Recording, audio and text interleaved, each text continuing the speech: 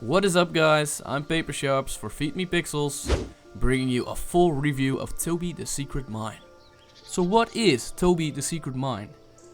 Toby the Secret Mine is a puzzle platformer inspired by Limbo, which is playable on Windows, Mac and Linux and costs €10 on Steam, which is also $10 for you Americans over there. And at the moment it costs $6.69 as it is in Steam sale until the 4th of January of 2016. The game has controller support, which is very good. I've played it with my own Xbox 360 controller and it played very well.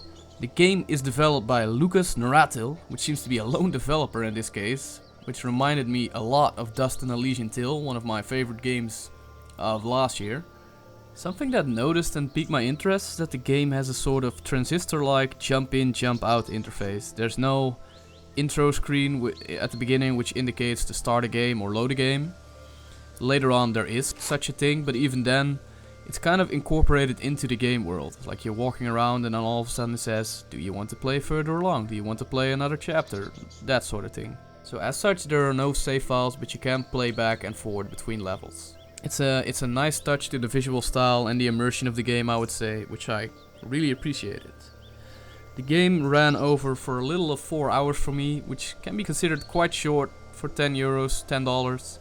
And I would say that is true, but Limbo was also very short in that sense, and I think that game was worth its money a lot as well. A lot of games these days are very long, but they just get obnoxious in playing for me and just become a bloody chore, while this game, every minute spent just felt good. So I would say it's definitely worth €10. Story-wise, Toby the Secret Mine is very minimal. Toby needs to find the missing residents of his mountain village, which have been kidnapped by similar looking characters with red eyes and an evil king which also has red eyes. He might be related to the guys from Killzone, who knows. And while he does that, he needs to traverse a dark and creepy world, traversing all sorts of dangers. Doesn't that sound familiar to you? Looking at the visual style of this game, I have to say that it might be actually true what the game description said, that the environments are handcrafted, because it looks really beautiful. Of course, the first comparison people will make, and the first comparison I made, let's be honest here, is the comparison with Limbo. And when I would compare it to its inspiration, I would say this game is just as beautiful. I kinda like the look from the main guy from Limbo a little bit more, just because I'm not a great fan of the artistic choice with the horns on the boy, but that's just a personal thing. Some differences though with Limbo, which I really liked, is that the game does add color every now and then. It's not totally black and white all the time. Won't spoil too much for the areas, but there's some levels which are freaking beautiful and which are far from black and white. When it comes to soundtrack, Toby the Secret Mine has a very ambient soundtrack. It has its scary moments in music when there's danger, of course. You have the audio cues to warn you of certain stuff. The death crunches sound very much ouch, or very much oh, or very much oh, I did not want to do that. And I would say that the soundtrack is a little bit more lively than Limbo. The Limbo soundtrack is a lot more dark and mysterious, but this soundtrack is more deep, less mysterious and dark, and more fairy tale and magic-like, I would say. Then we come down to probably the most important part of this game, the gameplay, and of course, is it fun to play? Looking at the gameplay of Toby the Secret Mine, I would have to go back and describe it from how I played from the beginning. When I started the game I was like, this looks a lot like Limbo. Alright, let's make a drinking game out of this from now on. Every time I say Limbo, you drink. This looks a lot like Limbo. It plays a lot like Limbo. Oh look, there's a dead corpse indicating danger, just like Limbo. Hey, I died gruesomely, just like Limbo. So yeah, in the beginning when I played, the game just felt a lot like Limbo, and I was just thinking to myself, it's alright that you're aware of being inspired by this, but if it's not even that much different, I'm not really that impressed or something.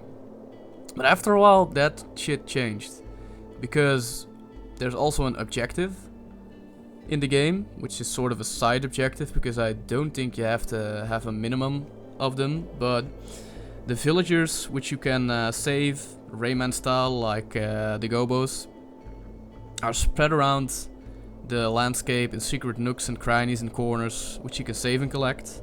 So that was a nice touch. And after a while, I noticed I should not have judged that quickly that the game was too easy or reminded me too much of Limbo, because after a while it kicked my ass more than once.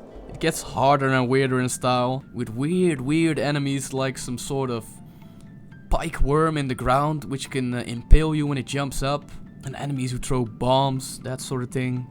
The game does have more checkpoints than Limbo, I thought, which means it's a little bit more forgiving in replaying certain sections, but you will replay sections. You still will, because the game is bloody hard at some points. And after a while, I even came to the point that I thought, this game is quite brilliant actually. There were some moments where I just thought, what the hell am I doing over here? I'm not gonna look up a guide, no. I might be born in 1993, and I might be someone who grew up with the internet instead of strategy guides, but I'm not gonna look up a guide. And I didn't, because after a while I was like, I'm walking over here and I'm hearing a small creak.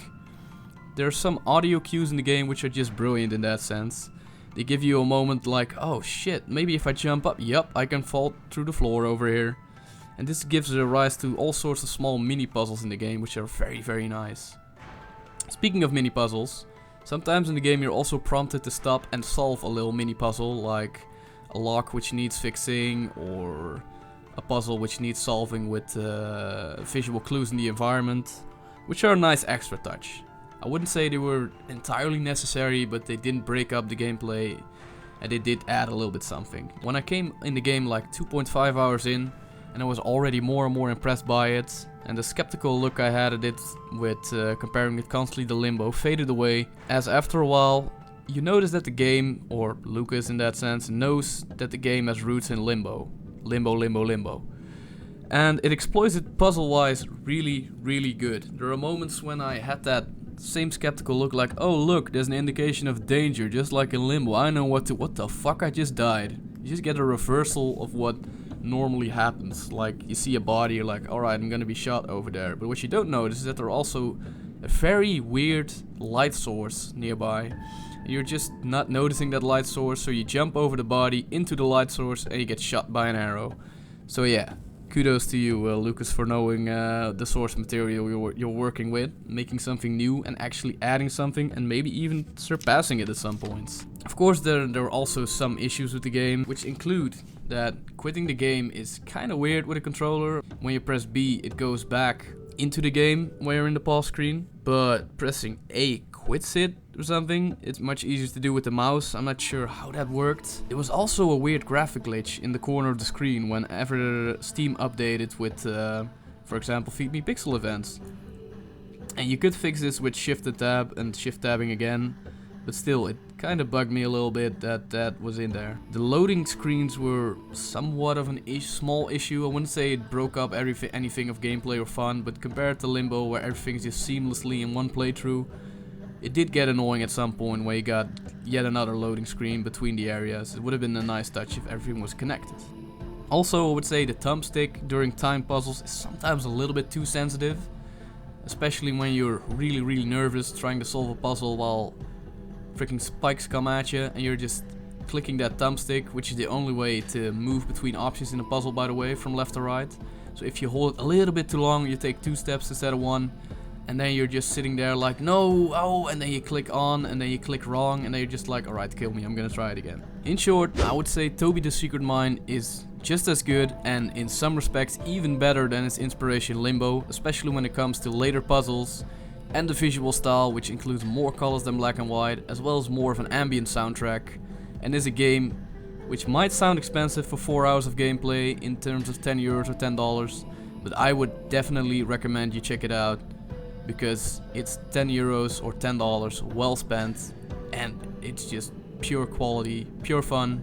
Just play it.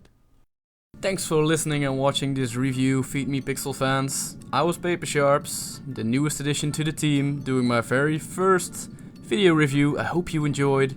If you want to get to know me a little bit more, head over to my channel and have a look at what I played back in the day when I was young. Okay, I'm still young, but still, this is nostalgia for me. Shut up.